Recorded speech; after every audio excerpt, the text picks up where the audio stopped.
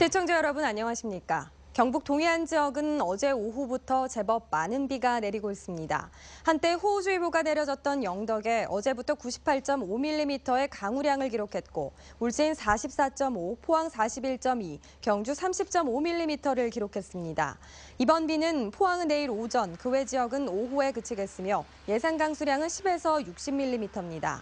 내일 낮 최고 기온은 26도에서 31도 분포로 오늘과 비슷해 선선하겠습니다. 해안에는 너울성 파도가 일고 있고 앞바다에는 풍랑주의보 속에 물결이 3m까지 높게 일고 있습니다. 포항시는 새 정부 공약사항인 국공립 어린이집 이용률 40% 달성을 위해 공동주택관리동 어린이집을 공립화합니다. 포항시는 지난 2013년도부터 어린이집 인허가를 제한해 현재 국공립 어린이집 이용률이 5.23%로 다른 지자체보다 높은 편이라며 매년 7%씩 높여 2022년까지 40%까지 순차적으로 높일 방침입니다. 올해 포항시는 2곳, 경주는 1곳이 국공립으로 전환할 계획인데 공동주택 대표자와 어린이집 소유자의 동의를 받아 추진합니다. 포스코그룹이 올 하반기 신입사원 채용 인원을 당초 계획보다 2배로 늘린 1,000명으로 결정했다고 밝혔습니다.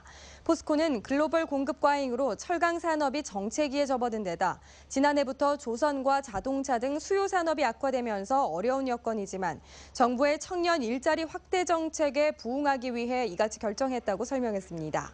포스코그룹은 지난 2015년 1,800명에 이어 지난해에는 1,100명을 정규직으로 채용했고 지난해 하반기 공채부터 전공에 상관없이 이공계와 인문계로 나누어서 뽑고 있습니다. 전교조 경북지부는 오늘 성명을 통해 세월호 시국선언 참여 교사에 대한 부당징계를 중단하라고 촉구했습니다. 전교조는 구미교육지원청이 지난 2014년 세월호 참사 교사 시국선언을 했다는 이유로 기소유예 판결을 받은 교사 2명에 대해 부당징계를 강행하고 있다고 비판했습니다. 또 세월호 참사 교사 시국선언은 아직 사법적 판단조차 나지 않았고 서울과 경남, 전북 등 5개 교육청은 이미 징계 부당성을 인정하고 징계 절차를 중단한 바 있다고 주장했습니다. 포항시 오천지역발전협의회는 오늘 기자회견을 열어 5호사 입구 무인모텔 건축에 전현직 시도의원과 구청의 유착 의혹이 있다며 허가 취소를 요구했습니다. 오천지역발전협의회는 모텔이 건립된 제3자 소유의 토지에 현직 도의원이 전직 시의원에게 5억 원의 근저당을 설정했고 자연녹지가 계획관리지역으로 변경되는 과정에서 편법 의혹이 있다고 주장했습니다. 주민들은 민의를 대변해야 할 시도의원들이 천년 고찰인 5호사 입구에 탈선을 부추기는 무인 모텔을 허가받을 수 있었는지 밝히기 위해 관련자 구속 수사를 요구했습니다. 한편 대구지검 포항지청은 지난달 31일 바닥 면적 제한 규정을 회피하고 숙박업소 허가를 받은 전직 시의원 등 3명을 산지관리법 위반 등의 혐의로 불구속 기소했습니다. 농민단체가 청탁금지법 개정을 요구하는 가운데 선물 한도액 기준이 현행 5만 원에서 10만 원으로 상향될 것으로 보입니다. 김영록 농림축산식품부 장관은 천안의 한 농민단체 모임에 참석해 농수산 분야의 피해가 큰 청탁금지법상 선물 한도액을 현행 5만 원에서 10만 원으로 상향 조정하겠다고 말했습니다. 청탁금지법과 관련해 주무부처 장관이 구체적인 금액 기준에 대해 상향 조정하는 방안을 언급한 것은 이번이 처음입니다. 포항시 남북구 보건소는 자동심장 충격기 설치 현황과 정상 작동 여부, 관리자 교육 이수 여부 등을 점검합니다. 자동심장 충격기는 법률에 따라 공공보건의료기관, 119 구조 구급차, 20톤 이상 선박, 500세대 이상 공동주택과 공항, 철도 역사, 터미널 등 다중이용시설에 의무적으로 설치해야 합니다. 포항시 남북구 보건소는 매월 1회 이상 정기적 점검과 사용 교육, 관리에 관한 서류를 비치해야 한다며 모르는 기관에 대해서는 설치와 이용 방법 등을 교육해주고 있습니다.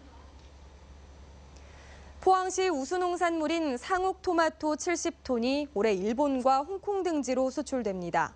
포항시에 따르면 일교차가 큰 포항시 죽장면 해발 400m 준고랭지에서 생산된 상옥토마토는 과육이 단단하고 빛깔이 좋아 2015년에 67톤, 지난해 60톤이 수출됐고 올해는 70톤이 수출될 것으로 예상됩니다. 포항시는 수출 물류비와 재배 시설을 지원하는 한편 수출 경로를 다양화하고 수출량을 늘리는 방안을 찾고 있습니다.